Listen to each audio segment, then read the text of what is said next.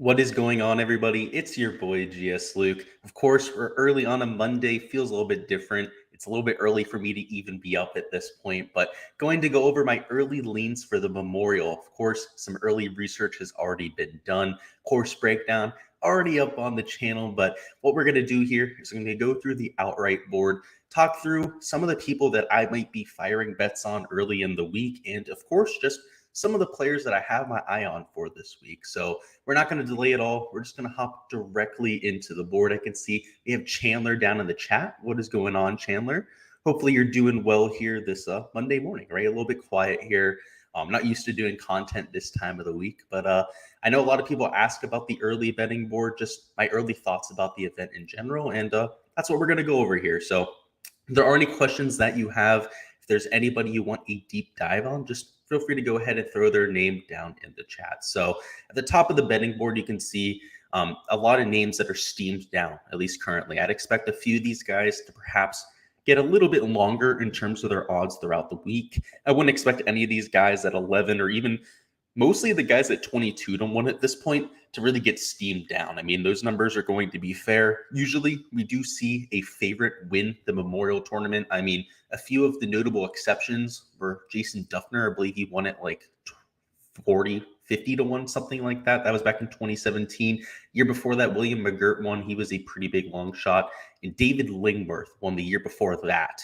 So that 3-year stretch was a little bit strange when it came to winners, but outside of that, the last 10 to 15 years at the Memorial, it's been somebody in that, let's say, like 25 to under range that has ended up winning this event. So we need to spend a lot of time up top, even with the guys that are at 11 to 1, because I think you need to do your due diligence. I mean, even though the numbers might not be the greatest this week, I think a majority of your card has to be focused up top. So while usually I might only bet like one of these guys that's in that 11 to 1 range or that 20 to 1 range, this week I'm probably firing at least 2 outrights in that range, if not 3. It's just one of those top heavy weeks where instead of taking a lot of shots towards the bottom of the leaderboard, at least from the outright perspective, I'd rather take more shots towards the top of the board because you're not going to see an outright in that 100 to 150 to 1 range at the Memorial very often.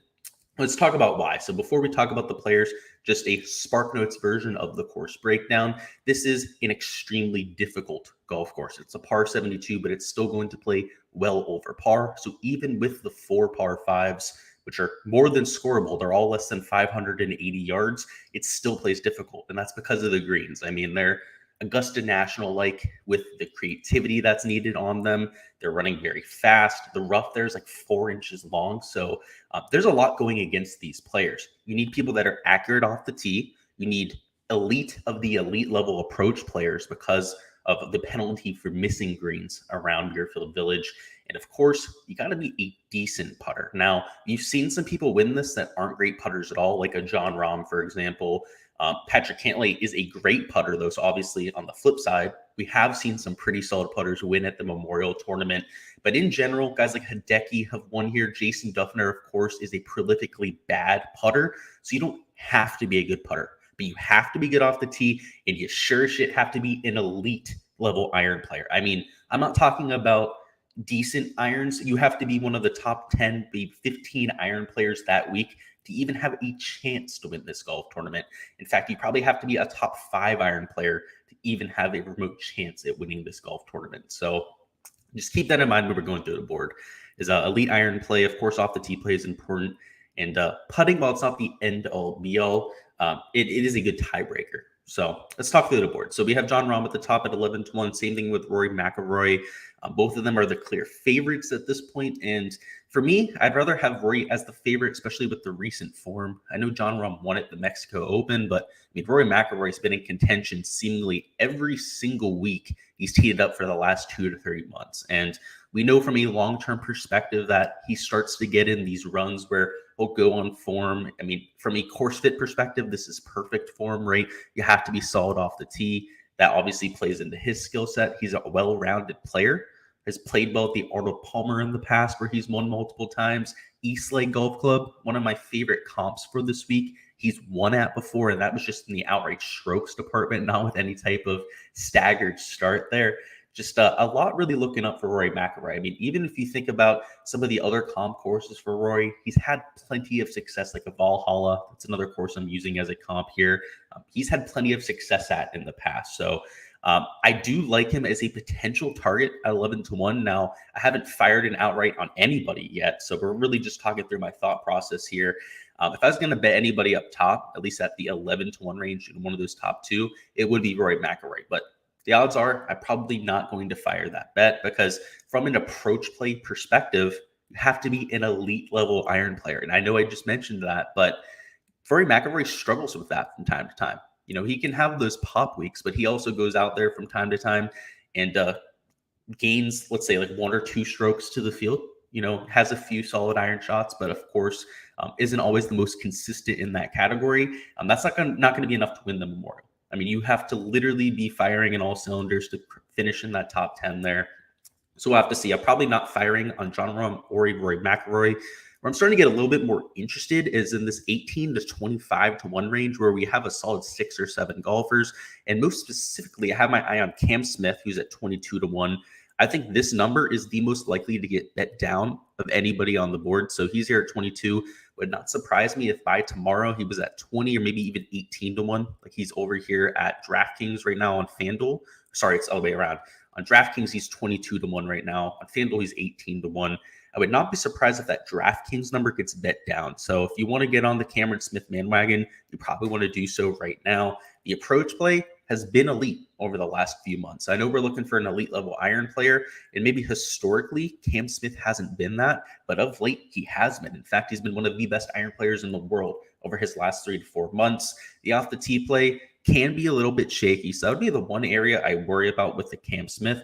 But if you're looking for short game and putting, right, you know, he's your guy, right? So you need him to have a solid driving week to go out there and win this thing. But I mean, his floor with the other 3 categories, I mean, approach around the green and putting, is putting him in the top 25. That's why he's on the run of golf that he is, because his floor with those 3 categories, I mean, it's like a shot and a half gained per round.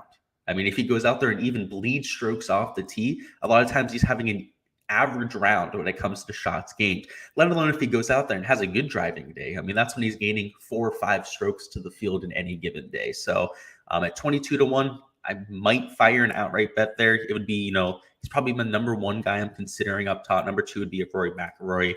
But I do like that 22-1 number. If you can get access to that over there on DraftKings, if you like Cam Smith this week, I would recommend taking advantage of that. Moving down a little bit further now, we have Colin Morikawa, Jordan Spieth. I think Jordan Spieth is going to get a lot of attention this week, at least from the DFS perspective. I mean, he's just playing so consistent right now, and that's without a putter. He's missing all those 5 to 6 footers. He's missing a lot of 7 to 8 footers, which are pretty unexcusable for Jordan Spieth, and he's still finishing in the top 10 of events. He still won the RBC Heritage without a putter. I mean, obviously, the ceiling is there. If he finds the putter, he's pretty much going to walk away with whatever event that he's playing in. So from an outright perspective, he's at 22-1. You pretty much got to ask yourself, does he have, you know, greater than, let's say, a 5% chance of going out there and finding the putter? And the clear answer is yes. You know, he's somebody who in the past has been one of the best putters on tour. And I know to this point, it's been atrocious, right? But he's eventually going to figure it out. I can guarantee you that, like 100% confident lock. Jordan Spieth eventually this year will figure out the putter. We have no idea when. It could be this week. It could be 5 weeks from now. It could be 10 events from now for all we know. But you want to be on that bandwagon when that happens, because it's very likely to be a win for Jordan Spieth. You know, for a lot of other players in the field, you know, I don't want to go in too much of a rant here, right? When somebody like Daniel Berger finds the putter on any given week, his ceiling might still be like a top 5 or top 10 finish, because he's usually a pretty solid putter to begin with, right? And the putter is the one thing that comes and goes for players a lot more than others. Jordan Spieth finds the putter, it's a guaranteed win. Like, the guy's going out there, he's at least finishing first or at the very least second place. If somebody Jon Rahm's the Memorial this year, that sort of thing. So that's why from an outright perspective, I like going to those type of plays. So at 22-1, I might have an outright on Jordan Spieth. Cameron Smith also very much in consideration. And maybe we can get a better number on Rory McIlroy up top at 11-1. Maybe that drifts to like 13. I mean, 13.5-1, something like that. Then I'd be a little bit more excited about getting to that. So That's what I'm looking at the top of the board. We'll see if there's anybody in chat. There are. We have Alex who says, is Scotty playing this week? I do not think he is. From what I understand, he looks like he's taking this week off. Dustin Johnson isn't in the field from my understanding. And Bryson, with his wrist injury, at least as of right now, I don't believe he's in the field. Cash says, Scotty is not. He needs to take a week off because his wife is exhausted for looking for TV cameras. Yeah, he needs a week off too, just in general. I think that Sunday collapse was exactly that, a collapse. I don't think enough people are talking about that. The guy didn't make a birdie all Sunday. The guy hit some really squirrely shots, particularly, that one putt he missed from like 2 feet. That was a complete choke job. He needs some time off mentally, and I don't think he got enough shit for that yesterday. A lot of times people, like Mito, right? Mito got completely crucified for what he did at the PGA Championship. I know it wasn't as obvious because it wasn't on a single hole, but Scotty Scheffler choked the entire day yesterday. He missed so many putts that were makeable. You could tell that his psyche was off. He looked very frustrated out there, and no one gave him shit for it. Right? He's gotten like a complete pass for it for whatever reason. I know he's won 4 times this year, but you don't like to see that from anybody, let alone the number 1 player in the world. So yeah, I agree. I'm glad that he's not playing this week. I think he needs the time off. I think it was a bigger collapse than people really talking about with Scotty. I mean, he should have 100% have won that golf tournament. I mean, I thought it was a lock. I almost put a big bet on him. In fact, I'm glad I didn't. I'm glad I ended up putting that on Sam Burns. But oh boy, like that was a collapse and a half. Let's just say that. Let's talk about this. Let's talk about some of the guys this week, though. Let's not dwell on Scotty Scheffler. I feel bad for the guy, to be quite honest with you. Victor Hovland he seems like he's kind of broken right now. And now, of course, this isn't the golf course to play on at anyway, so I wouldn't bet him this week. The DFS perspective, he's probably going to be a fade. And it comes down to the short game. At Memorial, you're going to miss greens. They're small targets. You're going to be hitting out of the rough quite a bit, and you're pretty much missing the green every time you're hitting out of the rough. So you're going to have to get up and down quite often here. So for Victor Hovland, that is, of course, the big worry for him. Like playing them at easier golf courses where you don't have to worry about around the green as much. And this week at Colonial should have been just that. And unfortunately, Victor Hovland couldn't take advantage. So, if he wasn't taking advantage of the Charles Schwab, a much better course fit for him, then something that we're going to see this week at Memorial. Not all excited about getting to the guy. So I'm not going to be on Victor Hovland probably in any format this week. He'll probably be a fade across the board. Xander Schauffele, I'd expect to be popular. He's at 22-1 at BetUS. At every other sportsbook, he's at 16 and 20-1. If you can find anything close to 22 or even higher than that for Xander Schauffele, I'd be firing on that immediately. It's a great course fit. He's going to be super popular this week. So the reason why I say you'd want to fire on that immediately is you're not going to get a better number. This number is not going to get any better. Whatever you're seeing right now on Xander is probably as good as it's going to get. I mean, these 20-1 numbers, probably as good as it's going to get. This 16-1 number might get a little bit better. So Draftkings, right, might be the one example where it goes the other direction, but it's probably going to settle right around a 20-1 there. And I think it makes sense from the course fit perspective. He's accurate off the tee. He's long off the tee when he needs to be. Approach play hasn't really been there of late for Xander, but we know historically he can get that thing working, particularly under very hard conditions. And he's played well at the Masters. That's a comp for me this week. He's played well at a few of the other comps like Valhalla that I have for him. So at 22-1, I could like it. Shane Lowry at 25. He's going to be extremely popular this week in DFS. So I might not play him in DFS. If I do that, I might just bet him outright because recent form is unbelievable for Shane Lowry. I mean, if you're just looking at recent form metrics, he'd be the number 1 ranked player in the world. I mean, even better than Scotty Scheffler over his last 24 measured rounds. He's going out there gaining in bunches in every single category, all 4 major stat categories. So 25-1, the number has been steamed down heavily, right? But I mean, if you're looking for an informed player, just per the metrics type of play, everything is going to tell you to play Shane Lowry this week. So that's what I mean when he's going to be super popular in DFS. I mean, he could be like 25 to 30% owned, depending on his price. I hope they price him towards the top of the 9K range, something like, $96, $9,500 at the very least, because then he might be reasonably owned. He might be something like 20% owned if he's up at that type of price tag. If they put him at like $9,000 or like $8,900, like they have been for the last few months, he's going to be like 30% owned. So we'll have to see on the DraftKings side for Shane Lowry. But I don't like the outright number too much, right? I wish it was 30, 35 to 1 like it probably should be. A lot of the recent form is steaming this down lower than it should be there. We have Hideki, Matthew Fitzpatrick. Hideki's won here before. He's 28 to 1. I'm not going to be betting that outright just because of the recent form. Hasn't really been all that great for Hideki. Obviously, still trying to knock off some of that rust that he picked up from the injury. Matthew Fitzpatrick has yet to win on the PGA Tour, so at 28 to 1, that is not a good enough number. I don't care about what we saw at the PGA. I mean, he's always looked that good. You know, a lot of people that are casual golf fans, maybe that just got into the sport, might think that Matthew Fitzpatrick is like just bursting out onto the scene with what we saw at the PGA Championship, and that's not the case. He's finished in the top 5, top 10 of multiple events on the PGA Tour. He's been in contention numerous times, and he always falls apart. So I think in DFS, he's a much better option, not necessarily so much from the outright perspective. And now we're starting to get to the value range, right? It goes from like 28 to 1 to 32, the whole way up to 40 to 1 real quickly here. I guess we'll touch on Billy Z. I don't have any interest there. He's solid on these bent grass greens. I will be playing him in DFS, but I worry about his actual winning upside. To win at the Memorial, you have to be really good around the green. You have to be unbelievably accurate off the tee. So while I think that with the putting that he has, of course, the approach play will be elite for a Bill Zalatoris. He has like top 5, top 10 upside, but with all the huge names in the field, people that are just more well-rounded, at 32 to 1, I can't see myself investing in it outright. So he'll be a DFS play, not somebody I'm betting on. In this 40 and 60 to 1 range, though, I think Cam Young is going to be a really popular play. He's 40 to 1 at Draftkings right now. Of course, if you're looking at form, he's going to just completely pop off the charts. The unfortunate part with the Cam Young, and I have to hold myself because I caught myself doing this last week with Sam Burns, where, you know, he's not a good course fit. Cameron Young, long off the tee, explosive player, right? Hits a bunch of solid iron shots, can make putts. The reason why I said I caught myself is last week with Sam Burns, I had to stop myself from making that argument because Sam Burns is just another player.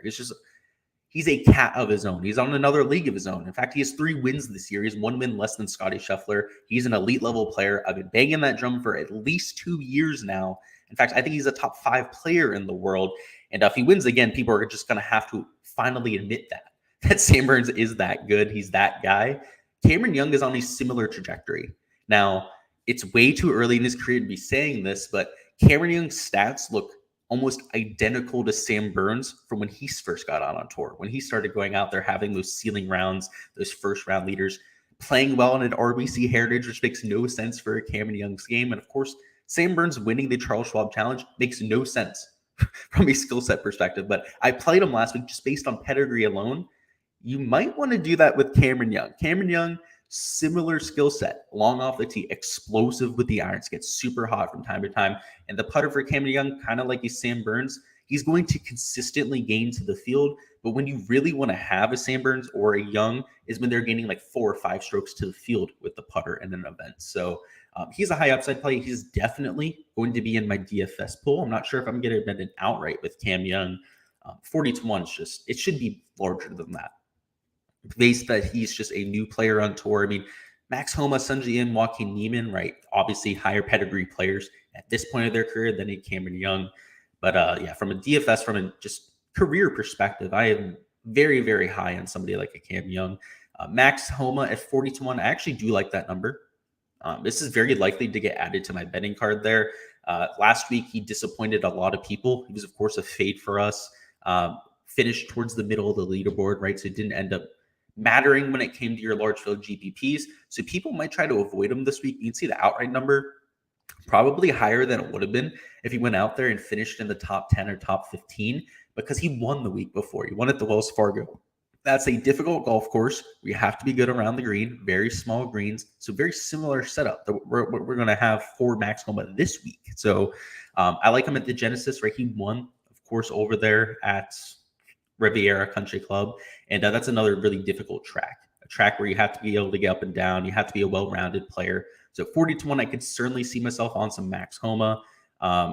We'll have to see if I add that. That might be one of the first bets I end up adding this week, to be quite honest. You have Sungjae Im, Joaquin Niemann at 40, 45 to 1. No one I'm going to bet there, but I do like Sungjae this week, particularly over the weekend. Sanjay finally started to putt, started to make some birdies out there, and you saw him vault himself up the leaderboard. That was not a surprise to me. I thought it was a great course fit at the Charles Schwab. You have Mito Pereira at 55-1. I have no interest there.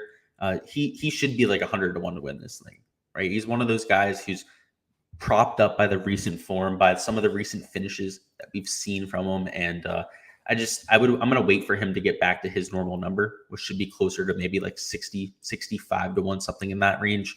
Billy Ho at 60-1. Oh boy, they're going to really tempt me there. The issue with him is bent grass. He's not a very good bent grass putter. So I'm probably not betting him outright. Corey Connors, like I said, you don't have to be a good putter here, which is what makes this intriguing, but 60-1, not enough juice for me to squeeze. Again, I'd hope that'd be closer to like 70 or 75-1, something in that range. But from a DFS perspective, Corey Connors is definitely going to be in play. We have Daniel Berger, Davis Riley. Davis Riley's showing a whole lot, by the way. The one thing I'll say about Davis Riley is that he's a hell of a player, especially from a mental standpoint. And he's being talked up a whole lot by these announcers at this point for his mental game, which you can tell it's readily apparent. But he's got to figure it out with the golf swing. The guy's got issues with his approach play.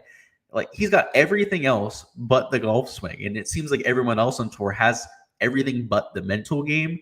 So if he, can work on his game, get that swing down, which of course that's the easiest thing to fix. The mental game is by far the harder thing to actually fix on tour. Davis Riley's ceiling is massive. I mean, best person I can compare him to from a mental standpoint would be like a Dustin Johnson, to where he's missing or having like a really bad shot off the tee and he doesn't flinch. He hit a ball out of bounds off the tee, and obviously it's going to somewhat irk you, but Dustin Johnson kind of similar, just looks at his caddy, goes, give me another ball. Davis Riley did the same thing, didn't flinch, hit the next one. Actually pretty shitty shot down the left side, but didn't flinch at that either. Went out there, made a triple bogey, ended up bringing it back towards the end of his round, even after having that implosion with the lead. And I think that tells you a lot about the player. And you know what else happened at the Valspar Championship? He made a double bogey on a par 5. He was in the lead there, ended up kind of playing himself out of it. He worked his way back into a playoff there.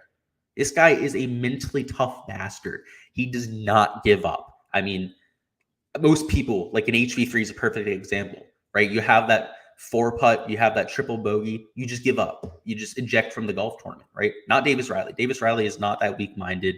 And that's why you're going to see his name. That's why he's going to be a contender for times to come in. Unfortunately, that's why HV3 chokes. It's why HV3, I don't want to say he's never going to win on tour, but at this point, I'm kind of convinced. He's a choke artist. It is what it is. He's kind of like a Russell Henley. And guys like a Davis Riley are the opposite breed, where when they get into contention, when they get that read, you see them fight, right? They see him fight through it. So I do like him going forward. Don't want to spend too much time on him. I'm not betting him outright this week, but I do expect him to have a very solid career here. Moving on here, we have guys in the 70-1 range. Not anyone that speaks out to me because, like I said before, we got to really focus towards the top of the board. Usually an elite tier player ends up winning this event. So for me, if I'm going to take any shots down low, it's got to be guys that have a really, really valuable number. And in this 70-1 range, I think if they're just fair numbers, right? One guy that kind of sticks out would be a Mark Leishman at 70, but that's probably not enough juice to squeeze there. Moving down to this range, I mean, Chris Kirk, great course fit, coming in with good form, great PGA Championship, great performance last week. Still, I wish he was like 100-1, given the strength of the field. You have Bryson, who I guess is playing. Didn't even know that. He probably will withdraw, though, so just understand that. He's at 100-1. I would not bet that. Ricky at 100, right? He should be like 150-1. Just that's the issue with these super strong fields, is in terms of actual win equity, they're all mispriced. Whereas in a lot of other fields where it's not so top heavy, you could argue that a lot of the guys in the 100 to 110-1 range have a lot of positive EV because a lot of that win equity is more evenly distributed.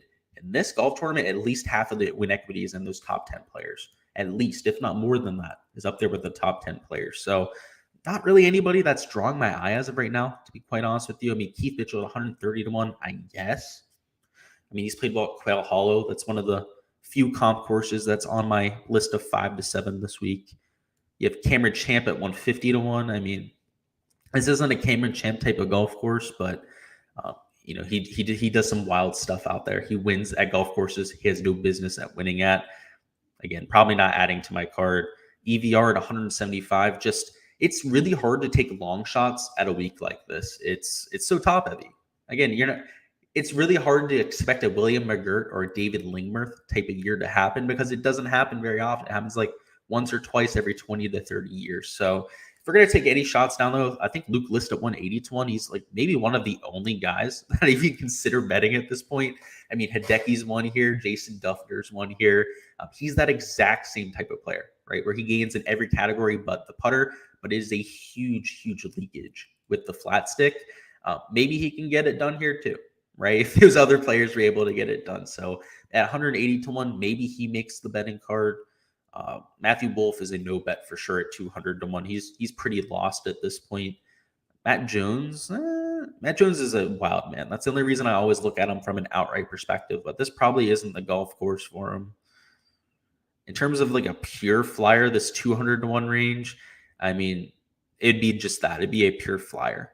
And if I was going to take a flyer on anybody in this range, I guess I'd go Sahith Theegala because the guy's an absolute madman. He's like a stunt devil playing golf at this point. He's just unbelievably aggressive on every shot that he hits. Kurt Kitayama at 300 to 1. I mean, you could do a whole lot worse than that, I think, especially with the recent form that he has. That's at Draftkings. He's at 200 to 1 at every other book, so that might change here the next few hours. At 400 to 1, Swenson. Oh, we got to talk about Swenson. Svenson's won the nationwide tour event here like multiple times, like 2 or 3 times at the very least. It's something in that range, and he's 500 to 1. Like he has legitimate interviews scheduled for this week, Adam Swenson, because of a lot of his success here. Yeah, I'm betting that at 500 to 1. 100,000% I'm betting it at 500 to 1. He's won here multiple times. He clearly likes the golf course.